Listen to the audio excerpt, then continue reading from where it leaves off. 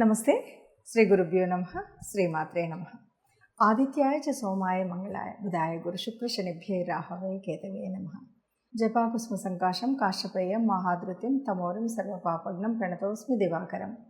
గ్రహరాజు అయినటువంటి రవిరాజుకు నమస్కరిస్తూ ప్రతి మాసంలో మనం చెప్పుకునేటువంటి పక్షఫలాలు. పక్షఫలాలు అంటే మాసఫలాలు చెప్పుకున్నాక పక్షఫలాలు ఎందుకు అంటే, ప్రతి పక్షంలో కూడా మారేటువంటి కొన్ని గ్రహాలు ఉంటాయి. అంటే కొన్ని మనకు సంవత్సర కాలం 18 నెలలు ఇలా మారేటువంటి పెద్ద గ్రహాలు ఉన్నప్పటికీ 2.5 రోజులకు ఒకసారి మారేటువంటి చంద్రగ్రహణం ఉంటుంది. నెలకొకసారి మారేటువంటి సూర్యగ్రహణం, 45 రోజులకు ఒకసారి మారేటువంటి కుజగ్రహం, ఇలాంటి గ్రహాలు మార్పు ఉంటుంది. కాబట్టి బుధుడు ఈ గ్రహాలు మారుతూ ఉంటాయి. కాబట్టి గ్రహాలు మారుతూ ఉన్నప్పుడు ఈ 15 రోజులకు కూడా ఉండేటువంటి వేరియేషన్ ఎలా ఉంటుంది, దానివల్ల అంటే మొదటి పక్షంలో ఎలా ఉంటుంది, రెండో పక్షంలో ఎలా ఉంటుంది, ఏదైనా మనం పెట్టుబడులు పెట్టాలన్నా, ఉద్యోగ వ్యాపారాలు కానీ, సంతానంలో కానీ, ఇంకేదైనా విషయాల్లో కానీ ఈ ముందు 15 రోజులు వెనక 15 రోజులలో ఎలాంటి జాగ్రత్తలు తీసుకుంటే మనం సవ్యంగా ఈ మాసం అంతా కూడా సాగించవచ్చు అనేటువంటి ఒక దృష్టికోణంతో మనం ఈ పక్షఫలాలు చెప్పుకోవడం అయితే ఉంటుంది. ఈ పక్షఫలాలు తెలుసుకోవడం వల్ల లాభం ఏదైనా ఉందా అంటే, ఏదైనా పెట్టుబడి పెట్టి నష్టపోతాము అని తెలిసినప్పుడు పెట్టుబడులు పెట్టకుండా కొద్దిగా జాగ్రత్తగా ఉండేటువంటి సూచన ఉంటుంది. అలాగే గ్రహాల యొక్క అనుకూలత కోసం ఆ 15 రోజులు కూడా మనం కావలసినటువంటి పరిహారాలు చేసుకోవచ్చు. దీనివల్ల మనం అనుకున్నట్టుగా పెద్దగా నష్టాలు పోకుండా, అనారోగ్యం పాలవ్వకుండా, అల్లకల్లోలంగా ఉండేటువంటి మనసును స్థిమితంగా పెట్టుకునేటువంటి పరిస్థితి. ఒకసారి మనసు స్థిమితంగా ఉంటే ఏదైనా కూడా సవ్యంగా చేసుకునేటువంటి ఆలోచనలు వస్తాయి. కాబట్టి ఆ సవ్యమైన ఆలోచన దిశగా వెళ్ళాలి అంటే తప్పనిసరిగా ఇవి మనం చూస్తూ వెళ్తాం. ఏది ఏమైనా సరే మరి మొత్తంగా మనకు కనిపించేటువంటి గ్రహస్థితి ఎలా ఉంది అంటే, ముఖ్యంగా ముందుగా మనం ఈ మాసానికి గాను అంటే ఈ మాసంలో మొదటి పక్షంలో గ్రహాల స్థితి ఎలా ఉంది చూసుకోవాలి. ఎందుకంటే ఈ గోచారం అంతా కూడా గ్రహాల స్థితి మీద, గ్రహాల దృష్టి మీద, లేకపోతే ఏదైనా సరే పాపగ్రహాల కలయిక ఉందా, ఇలాంటివన్నీ చూసి దాన్ని బట్టి మనం చెప్పుకుంటూ ఉంటాం. కాబట్టి ముందుగా గ్రహస్థితి ఎలా ఉంది అంటే, మనకి చెప్పాలి అంటే రాహుకేతువులు ఇద్దరు కూడా 18 నెలలకు ఒకసారి మారుతారు. అలాంటి రాహు మరి మీనంలో ఉన్నాడు, కేతువు కన్యలో ఉంది. అదే మీనంలో మరొక 2 గ్రహాలు వచ్చి చేరడం అనేటువంటిది మనకు కనిపిస్తూ ఉంటుంది. దీంతో పాటు మనకి మేషంలో ఉన్నటువంటి గురువు వృషభంలోకి మార్పు జరిగింది. అంటే మే నెలలో మనకి మొదటి రోజు అంటే 1వ తారీఖు సాయంత్రం గురువు మార్పు అనేటువంటిది మనకు మొదట కనపడుతుంది. తర్వాత 14వ తారీఖు రవి మార్పు, అలాగే బుధుడు 11వ తారీఖున మార్పు చెందడం అనేటువంటిది మనకు కనిపిస్తుంది. ఇక శని మనకి కుంభరాశిలో ఉపస్థితి అయి ఉన్నాడు.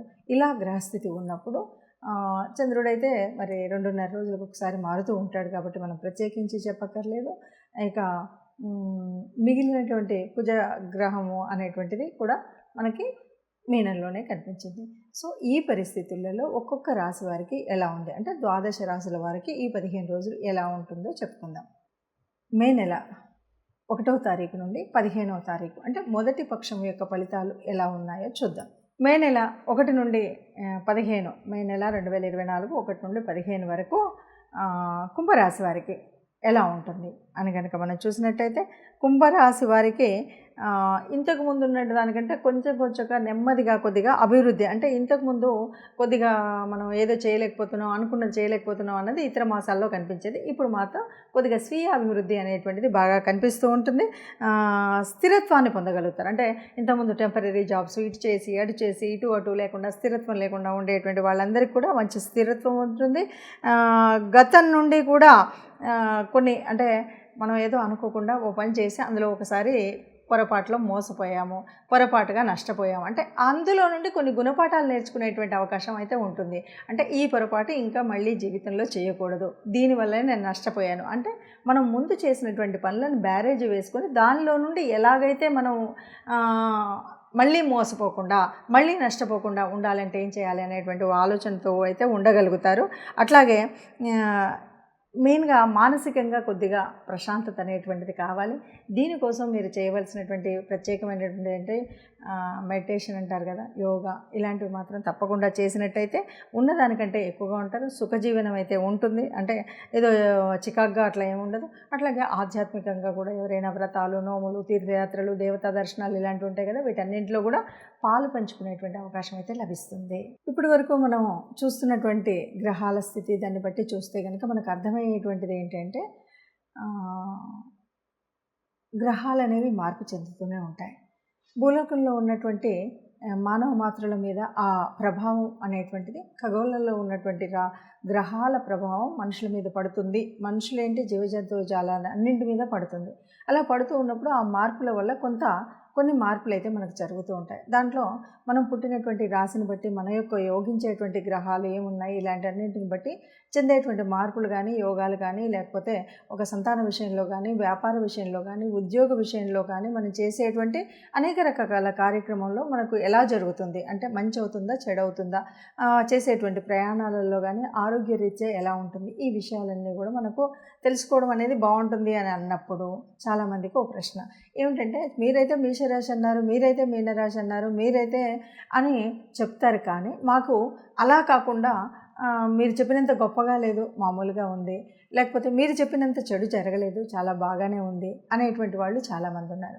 దీనికి ఒకటే కారణం, జ్యోతిష్యుడు తప్పు చెప్తున్నారన్నది కాదు. దీనికి ఉన్నటువంటి కారణం ఏంటంటే, జన్మజాతక రీత్యా మీ కుండలిలో మీకు అనుకూలించేటువంటి గ్రహాలు కనుక ఉన్నట్టయితే ఇది మీకు అంత ఎఫెక్ట్గా అనిపించకపోవచ్చు. నడుస్తున్నటువంటి దశ అంతర్దశను బట్టి కూడా ఈ తేడా కనిపించవచ్చు. మరి అలాంటప్పుడు ఇవి ఎందుకు చెప్పుకోవాలి అంటే, దాదాపుగా కోటాను కోట్ల మందిలో మనకు ఇది యాక్యురేట్ రిజల్ట్ అనేది చెప్పడం కాదు. యాక్యురేట్ రిజల్ట్ కావాలి అంటే తప్పనిసరిగా మీ జాతకాన్ని జ్యోతిష్యులకు చూపెట్టుకోండి. మీకు దగ్గరలో ఉన్నటువంటి జ్యోతిష్యులు కానీ, మీకు అనుకూలంగా ఉన్నటువంటిది కానీ, మీకు దొరికినటువంటి నెంబర్ల ద్వారా కానీ మీరు జ్యోతిష్యం చెప్పించుకున్నట్టయితే జన్మజాతకంలో మీకున్నటువంటి ఒక ప్రత్యేకమైనటువంటి, అది కూడా జ్యోతిష్యం చెప్పమన్నాం అన్నది కాకుండా మీకు ప్రత్యేకమైన ఒక ఏరియా, అంటే ఉద్యోగ స్థితి ఎలా ఉంది, వివాహ స్థితి ఎలా ఉంది, వైవాహిక బంధం ఎలా ఉండబోతుంది, సంతానానికి, ఇట్లాంటివి మీరు పర్టికులర్గా ఏదైనా ఒక ఏరియా సెలెక్ట్ చేసుకొని దానికి కావాల్సినవి చెప్పించుకోవాలంటే అప్పుడు క్లియర్గా ఉంటుంది. మరి ఇది ఏమిటంటే అందరికీ కామన్గా మనం చెప్పేటువంటిది, ఈ రాశి వారికి ఈ వచ్చే కాలంలో ఇలా ఉంది కాబట్టి మీరు తగు మాత్రం జాగ్రత్త తీసుకొని అధికంగా ఖర్చు చేసుకోకపోతే మీకు ఆర్థిక వ్యవస్థ బాగుంటుంది. మీరు సంతానంతో ఉన్నప్పుడు ఇలా ఉంటే మీ సంతానం బాగుంటుంది. ఇట్లాంటివన్నీ కూడా మీకు తెలుస్తూ ఉంటాయన్నమాట. దానికోసమే మనము ఈ పక్షఫలాలు కానీ, మాసఫలాలు కానీ చెప్పుకోవాలి. ఇవన్నీ కూడా చెప్పుకుంటే మనం రాబోయే చెడుని కలగకుండా ఉండడం కోసం ఏం జాగ్రత్తలు, ఏ రకమైన ముందు జాగ్రత్తలు తీసుకోవాలని. ఎందుకంటే ఒక రకంగా అందరం సుఖంగా ఉండాలి, అందులో మనం ఉండాలి అన్నదే మనది. అందుకే సర్వే జనా సుఖినో భవంతు అంటాం.